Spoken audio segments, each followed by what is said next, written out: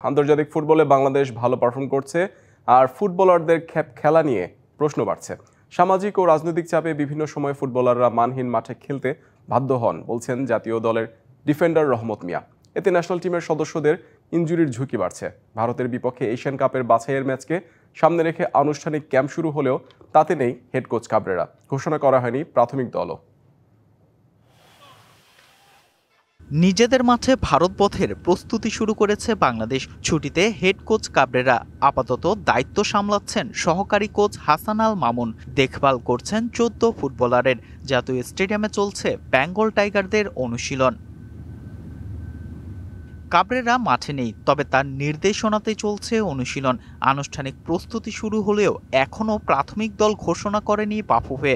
ভারত স্কোয়াডে কে বা কারা সুযোগ পাচ্ছেন তা জানা নেই সহকারী কোচের।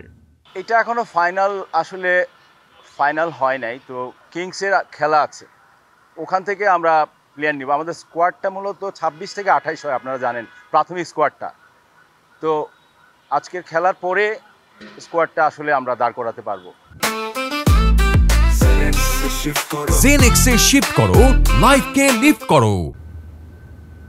ঘরোয়া লিগ শেষ হলেই ছুটিতে চলে যান ফুটবলাররা। সেখানে অনেক সময় মানহীন মাঠে খ্যাপ খেলেন তারা, যা বাড়ায় ইনজুরির ঝুঁকি।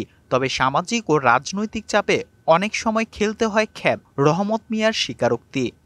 যখন আমরা এলাকাতে থাকি তখন এলাকার যারা গণ্যমান্য ব্যক্তিরা আছে তারা চায় যে ন্যাশনাল টিমের প্লেয়াররা বাড়িতে আসছে, তারা যেন আমাদের মাঠে এসে খেলে। সামাজিক এবং রাজনৈতিক প্রেক্ষাপট বিবেচনা করেই প্লেয়ারদের আসলে বাধ্য হতে হয় নিজের মাঠে খেলতে। এশিয়া কাপের বাছাই পর্ব থেকে ছিটকে গিয়েছে বাংলাদেশ, তবে জয়টা এখনও রয়ে গেছে অধরা। ভারত বধেরই কি এখনই সময়? ইন্ডিয়ার এগেনস্টে আসলে আমরা এখন আমাদের যে কন্ডিশন টিমের, আমরা আসলে এটা ডিজার্ভ করি। যতই ভালো পারফর্ম করি বা অ্যাজ এ প্লেয়ার হিসাবে আমাদের উচিত মোর হাংরি থাকতে। তো আমি ওইটা কখনো স্যাটিসফাই হই নাই বা হবও না। 18ই নভেম্বর জাতীয় স্টেডিয়ামে ভারতের মুখোমুখি হবে বাংলাদেশ। তার আগে নেপালের বিপক্ষে প্রীতি ম্যাচে নিজেদের ঝালিয়ে নেবেন জামালরা। Fardin Saju, DBC news, Dhaka.